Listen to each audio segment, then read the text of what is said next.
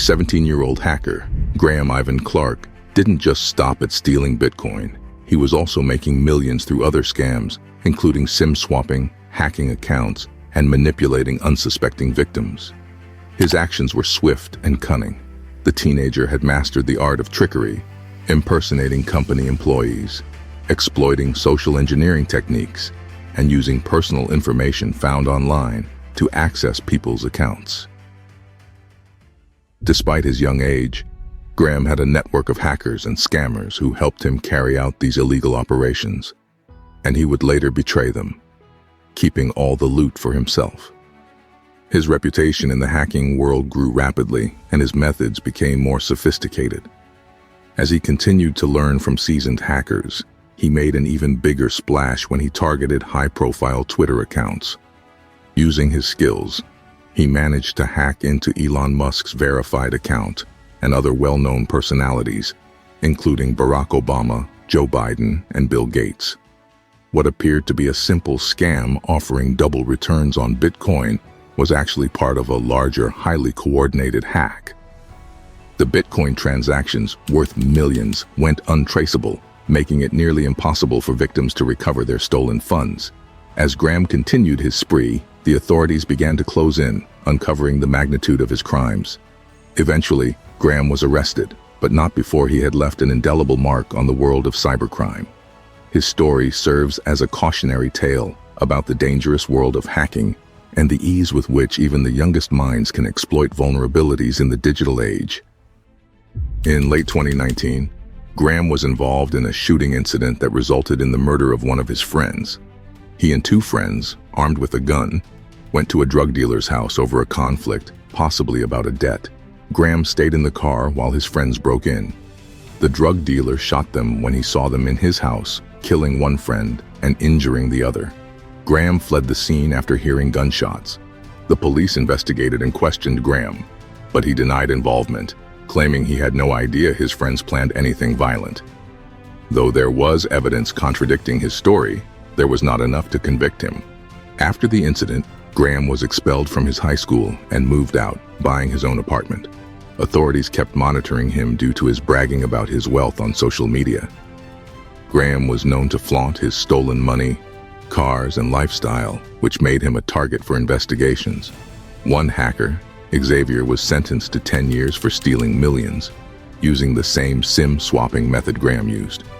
When authorities investigated Graham, they found 400 Bitcoins worth nearly $4 million. Though they initially believed he had stolen only $1 million, they couldn't fully track the Bitcoin transactions. The case dragged on for months, but eventually the prosecutor's office offered Graham a deal. If he handed over $1 million, they wouldn't prosecute him for the remaining $3 million. Graham accepted the deal, keeping $3 million. Since he was a minor, the law prevented him from being prosecuted for federal crimes, making it difficult to imprison him. Despite nearly being caught, Graham didn't stop and planned even bigger crimes, knowing he only had 8 months before turning 18 and facing adult prosecution. What happened on July 15, 2020 was shocking. Graham carried out the largest hacking operation in internet history, targeting Twitter. He didn't hack a regular website, but Twitter, one of the biggest social media platforms. High-profile users like Elon Musk, Bill Gates, Jeff Bezos, and Barack Obama had their accounts hacked. The hackers posted tweets claiming they would double any Bitcoin sent to their wallets, making it look like a giveaway scam.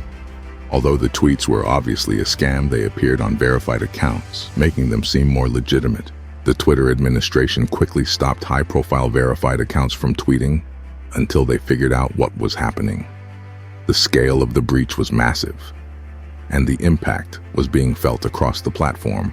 With so many accounts being targeted, it was clear that the situation had escalated quickly, and immediate action was necessary.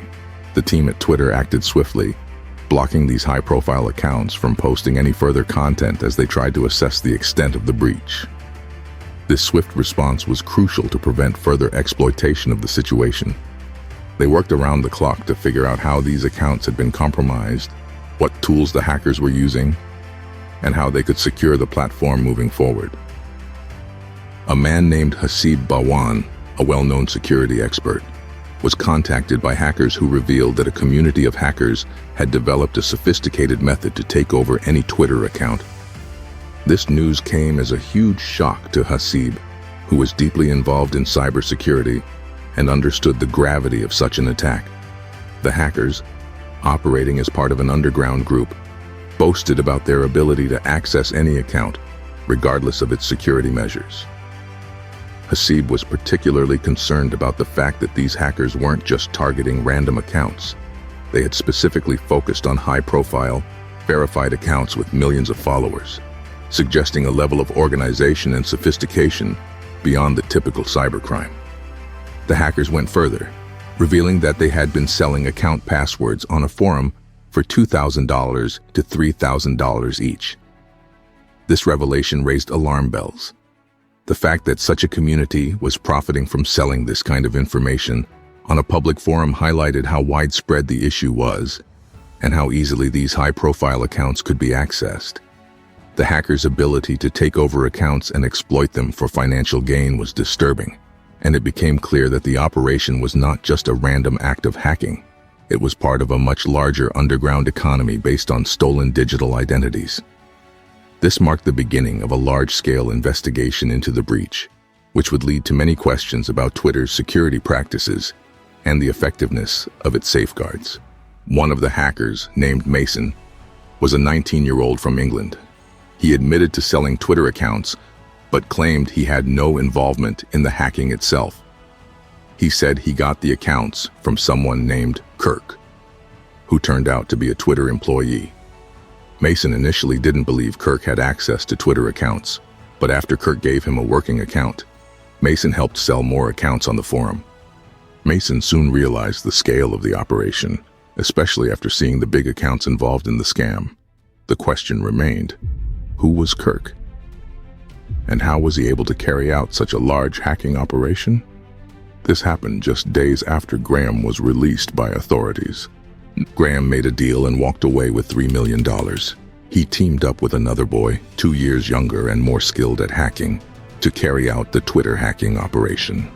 The boy's identity is still unknown since he's a minor. In 2020, during the pandemic, many companies, including Twitter, switched to remote work. Twitter employees had to log in from their personal devices at home. Graham and his friend gathered information on these employees, especially their phone numbers. They called the employees, pretending to be Twitter tech support, and convinced them to visit a fake website resembling the real company page. When employees entered their usernames and passwords, Graham and his friend stole the information. They logged into several employee accounts, looking for one with the power to change passwords and emails. Eventually, they found an account belonging to a Twitter manager, who had the ability to access any account and make changes. They discovered the tool to take over any Twitter account, and what's shocking is that it was led by 2 teenagers, not a country or a group of professional hackers. This made the operation even more surprising, as hacking usually involves well-organized groups or state actors. The boys, despite having access to some of the world's most powerful accounts, didn't aim to cause widespread chaos or financial damage. Instead, they focused on obtaining unique account names to sell and using them for a Bitcoin scam. Despite their ability to manipulate large companies' accounts, celebrities, and political figures, their main goal was to gain financial benefit through a small-scale scam. With their access, they could have manipulated stock prices, leaked sensitive information, or blackmailed high-profile figures. But instead, they used their power for a simple scam, promising to double any Bitcoin sent to their wallet addresses. It was an opportunity for significant damage, but they chose a much smaller, personal gain. Fortunately, they didn't realize the full extent of the power they had, and their operation was limited in scope. However, it showed how easily such access could be misused for larger-scale harm. They had access to powerful accounts, even celebrity conversations, but luckily, they were still teenagers. 2 weeks later, on July 31st, 2020, the FBI arrested Graham and his friend. The case details remained private due to the involvement of a minor, but they likely left behind evidence. After the arrest, Graham's friends pranked the judge during a Zoom call, showing how careless they were.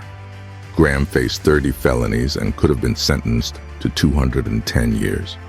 He initially pleaded not guilty, but after 7 months, he accepted a plea deal, agreeing to plead guilty and be tried as a minor.